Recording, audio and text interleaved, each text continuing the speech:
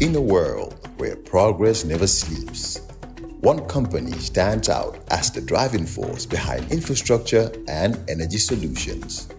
Introducing our fuel company and cement producer, where excellence meets efficiency. Jar Oil. The company have 30 filling stations across the country that are all operating, which includes the recently completed Yarambamba and Old Yundum filling stations. And our rates are relatively cheaper than anyone else across the country. Along the years, Jar Oil introduces importation and distribution of cement in their line of business to diversify and strengthen their operations. Are you a cement retailer? At the moment, Jar Oil is the biggest producer and distributor of cement in the country with the most competitive prices in the market. With a focus on sustainability and innovation, we are paving the way for a greener, stronger future. Trust in us to fuel your projects and lay the groundwork for success. We currently produce over 25,200,000 bags per year.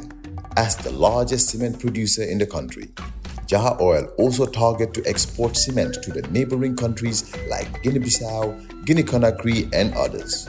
Join us on our journey to shape a world where every drop of fuel and every bag of cement makes a difference. Together, we can build a brighter tomorrow. If you'd like to advertise on the program, get in touch with Mr. Jibril Jassi on 6990-107, 7870-107, 924-2424. I am sure these are numbers that are familiar with all, if not, or rather most, if not all of you. Let's now welcome Dr. Ismail Asise to today's program. His usual schedule is Tuesday, but tomorrow I have Imam Al-Haji Mokhtar Baba Lee for company, and even the 1 hour 30 minutes allocated will not be enough for him. I know the man, and that's why we have asked Dr. Sise to come in this morning, especially after missing out last week because of the Independence Day celebrations. I believe he has a lot to share this morning, especially about the President's development agenda for the 60-year-old the Gambia. The Gambia is older than you. Welcome, Doctor. Thank you very much. Good morning, Peter. The Gambia is older than you, I said. Yes, of course. Okay. But I am older. I'm also older than many people.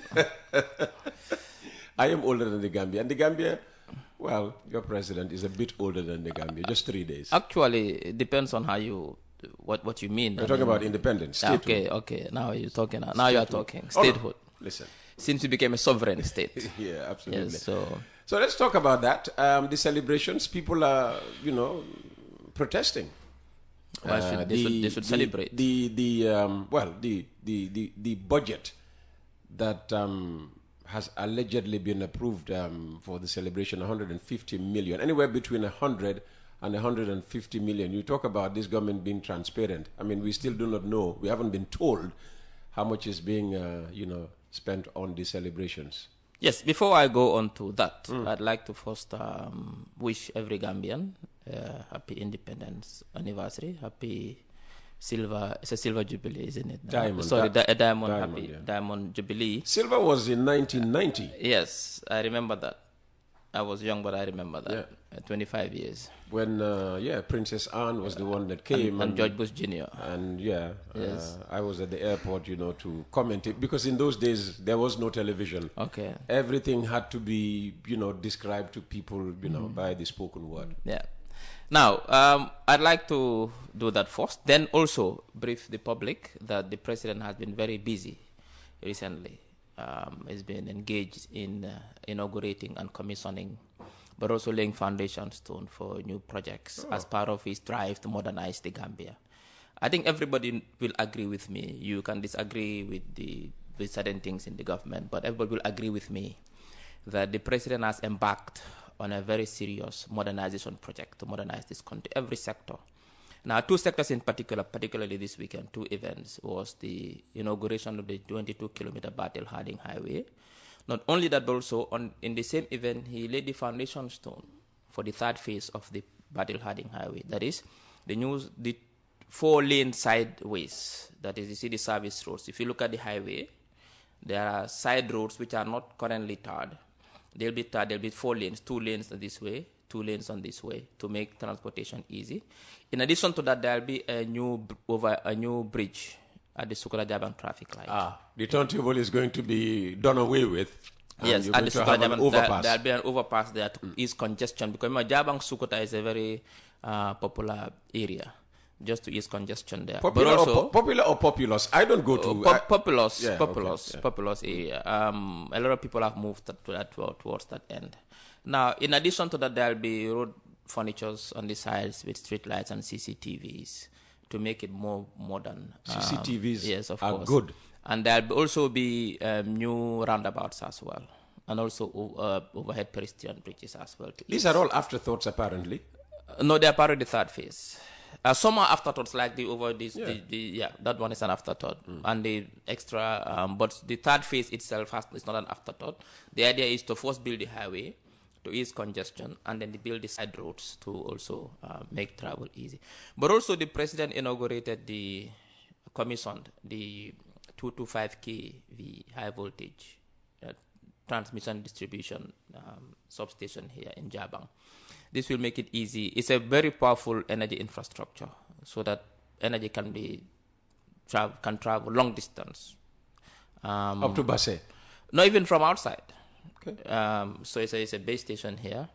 This is a very modern, for the first time in history of the Gambia, we have something like this, which will now, the government has a plan to ensure that there's universal access to electricity by end of 2025, that every Gambian should get access. Yeah, you better be quick with that, because UDP says, they'll, get you people out of office 2026.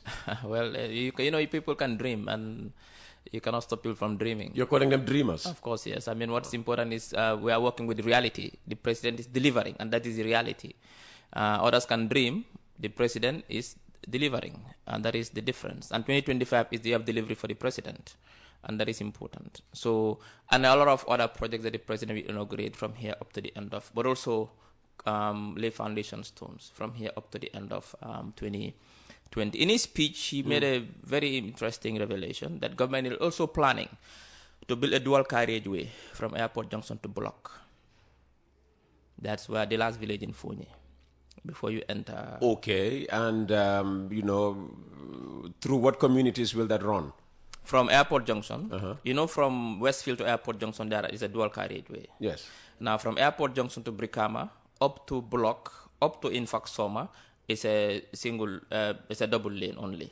Now, they are going to build a dual carriageway from Airport Junction through Busumbala, through Farato, through Brikama, through Mandinaba, towards Block. Block is the last village in Fonyi.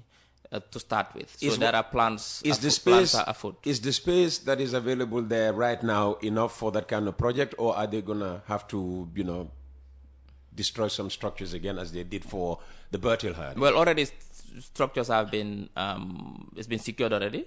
Some compound owners have even received payments already. That is my understanding. For this new dual carriageway? Yes. Ah, interest.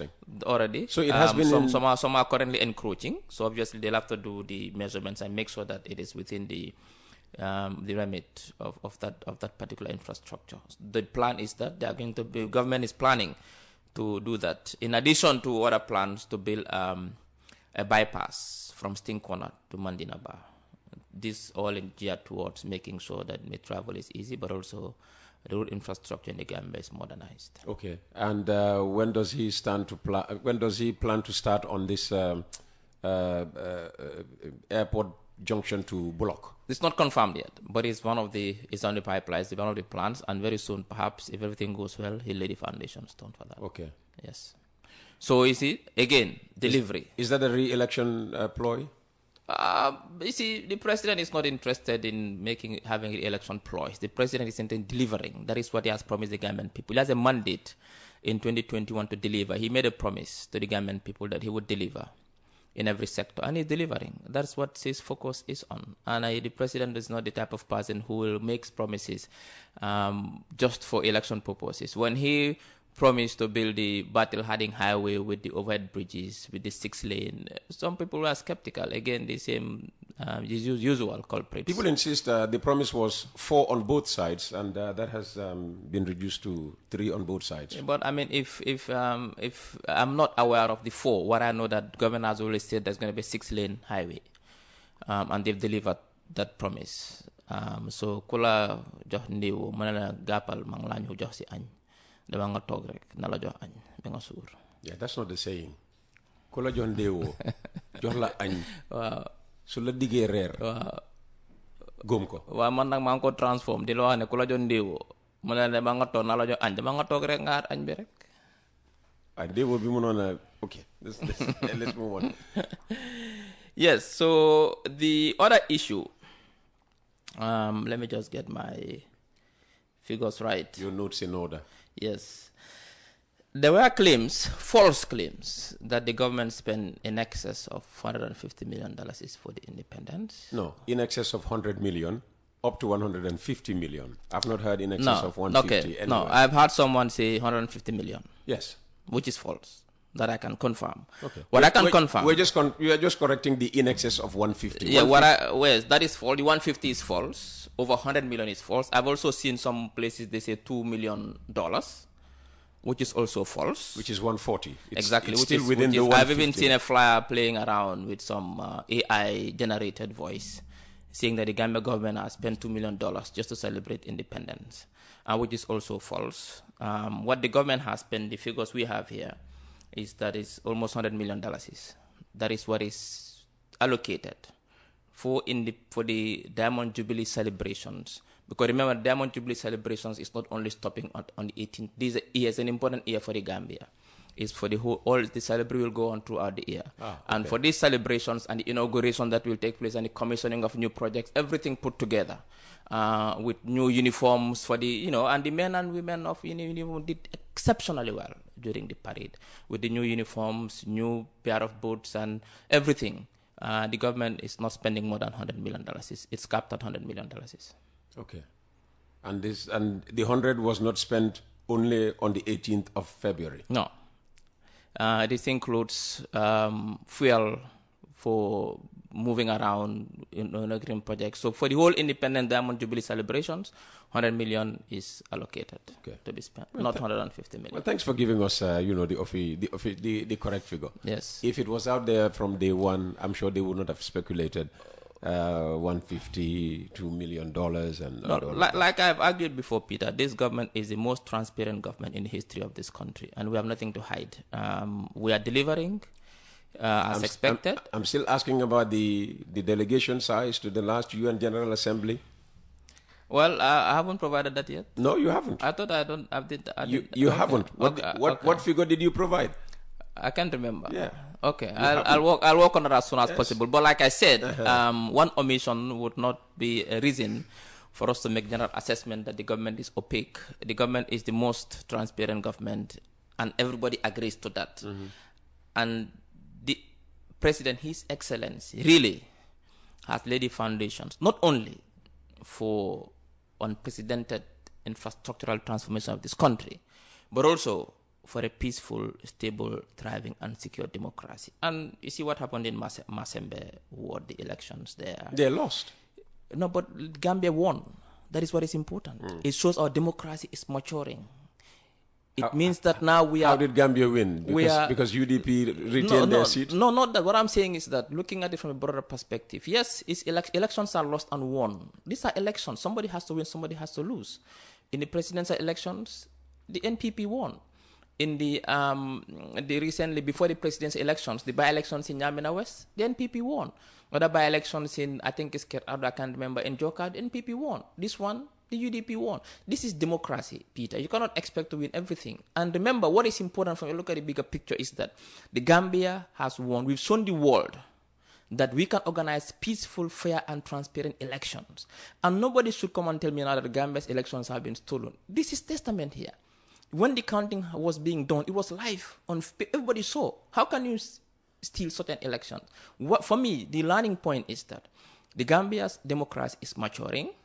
We can organize peaceful elections without any issues and the losers accept, and the president has been magnanimous enough to write to His Excellency Usainu Dabo to congratulate him and his party. You're being very respectful this morning. His Excellency Usainu Dabo. Yeah, but he's an excellency. He's been a vice president, and then he deserves the title.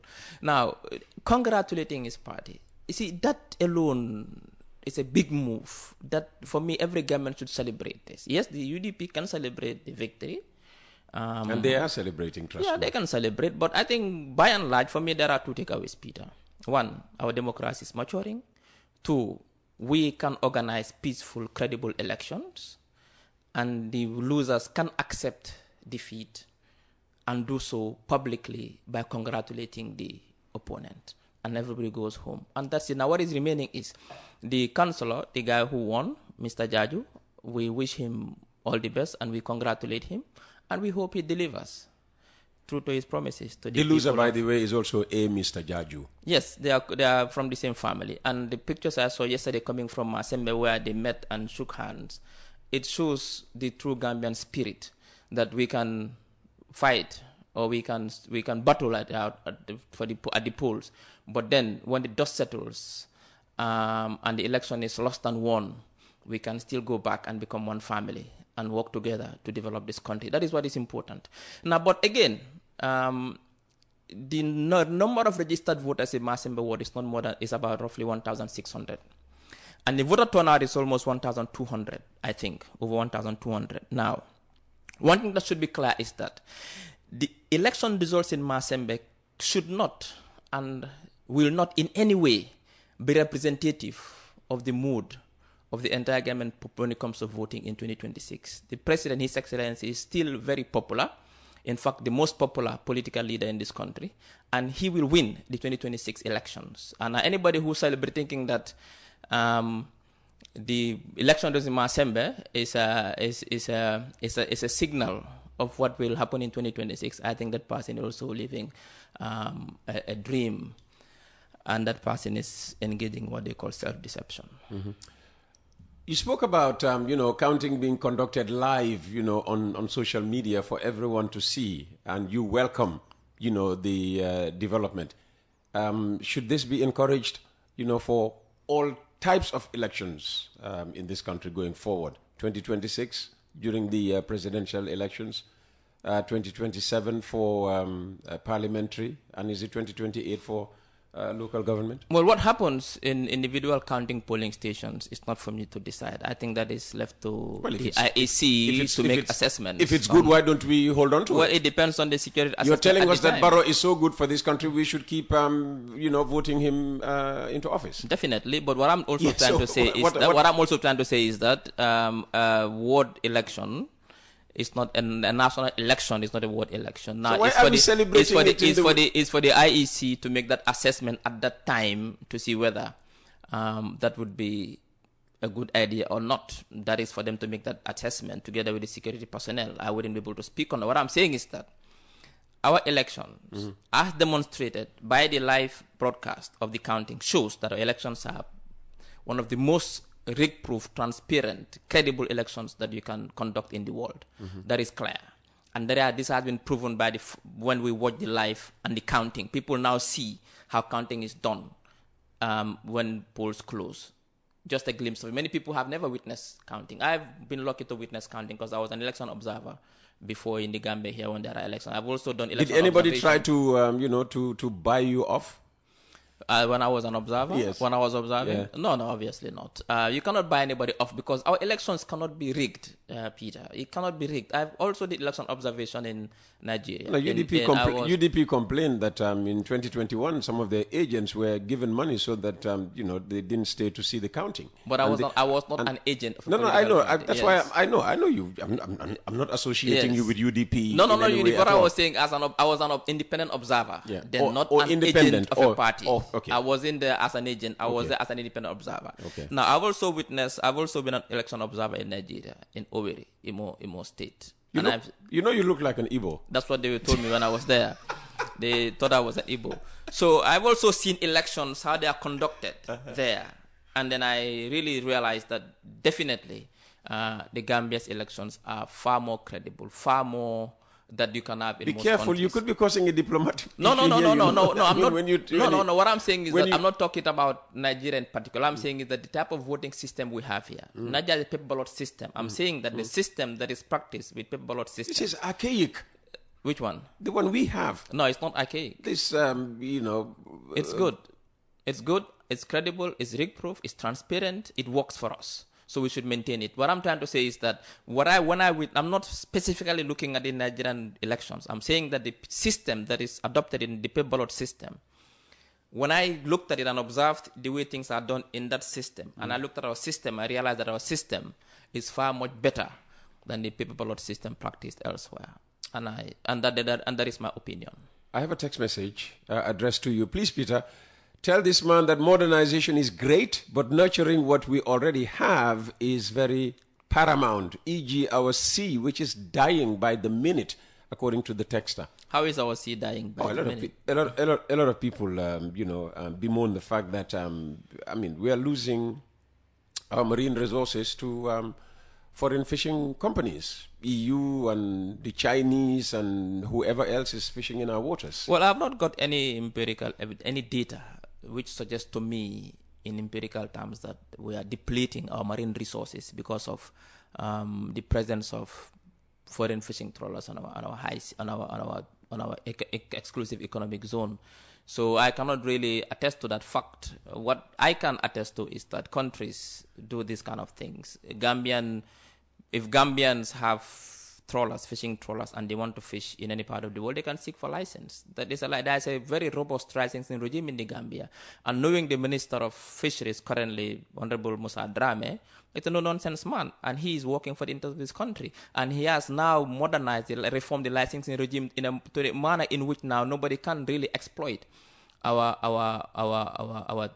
marine resources. I mean, some people just sit in their corner without having any information, just thinking and fabricating stuff which doesn't exist. Say they are exploiting. So how? that text, things bring said are fabrications. Bring evidence. If you don't bring, it's fabricated. If you don't bring the evidence, tell me. They are not in government. You're in government. Yeah, so it's for the government. The onus is on the government to bring out the figures. What I'm telling the public is that we have a very robust, sustainable licensing regime in place, and the Minister of Fisheries is not joking when it comes to licensing and the management of our marine resources.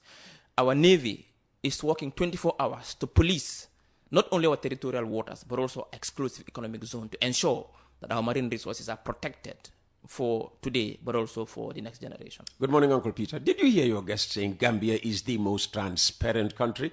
Can he bring out the statistics? This is from Mbalo. I never said that. I said that the current government is the most transparent of all governments since independence. I never said the most transparent country in the world. I said that... Yeah, government is country. No, what I'm saying is that he's saying... I said if Barrow did something now, internationally, they would say Gambia has done that. The government he is the country. Claiming that I said is the most transparent country. I'm trying to rectify that. I never said Gambia is the most transparent country. I'm saying the government is the country. If you're saying the government is the most transparent, the Gambia is the most transparent country. No, if you listen to me, you'll understand. There's a difference between comparing different governments within the country and comparing different countries.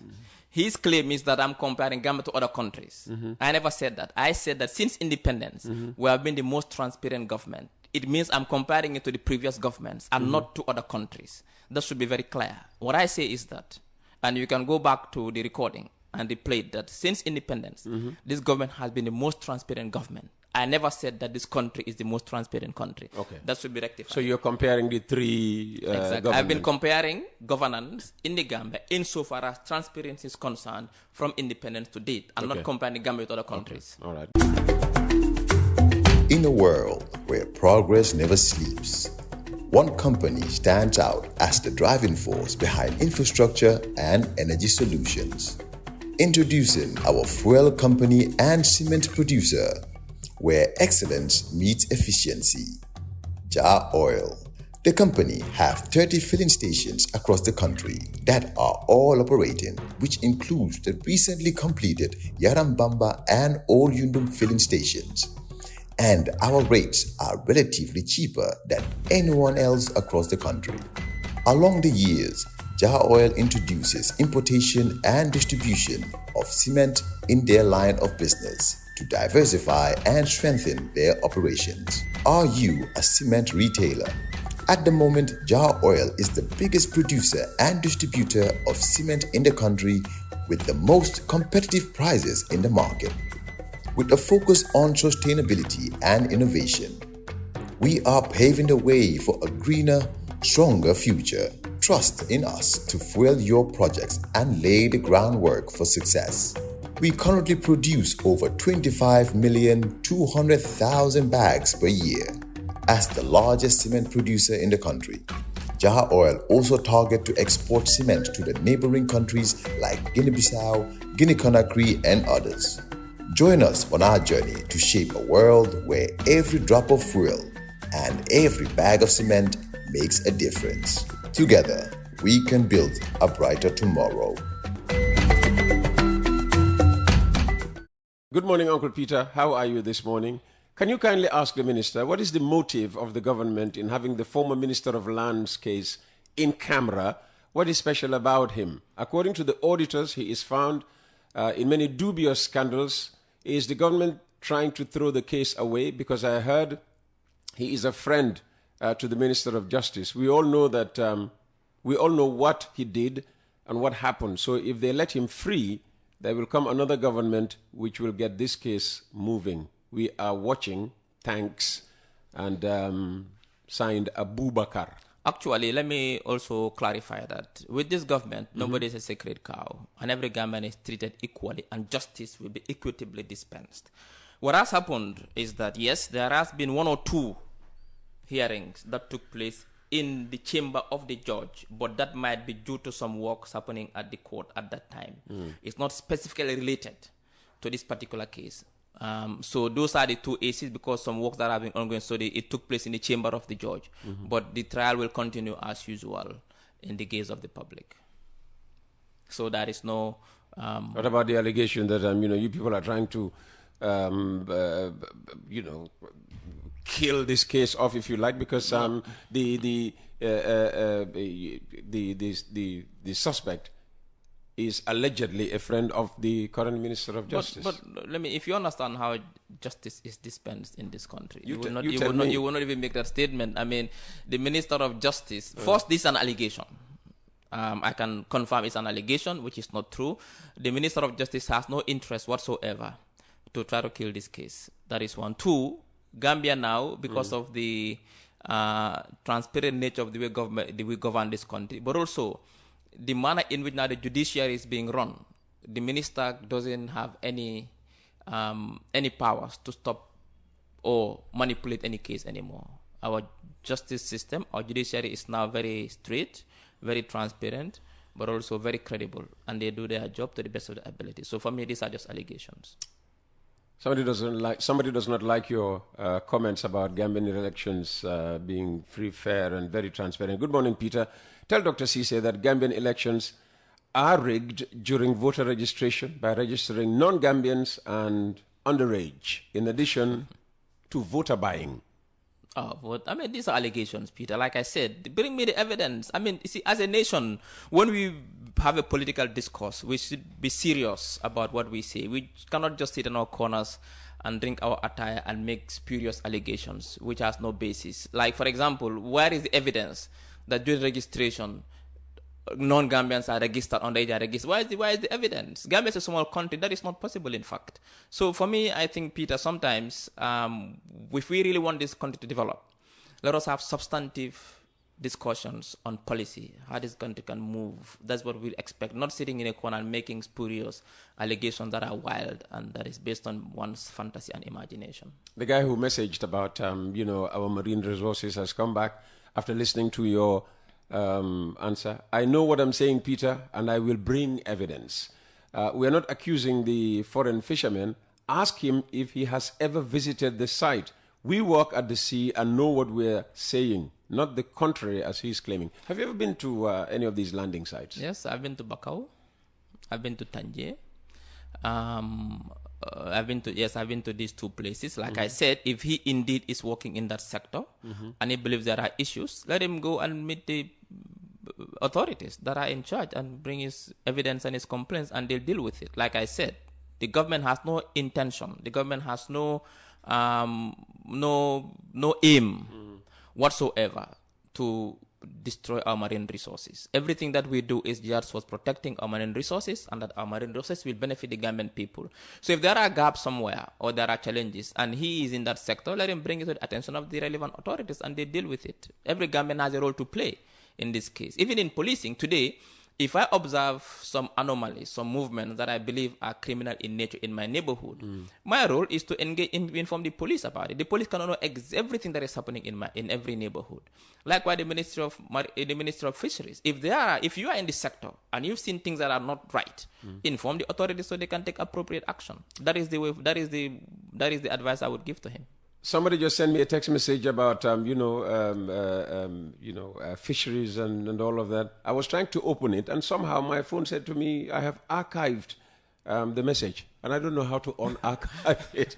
So I'm struggling with this modern technology. So that person, please send the text message again, and I'll be careful in opening it this time. Meanwhile, what are the police doing about that Babukar Bahum, who is ranting and insulting the people of Kiang by calling a whole community ungrateful?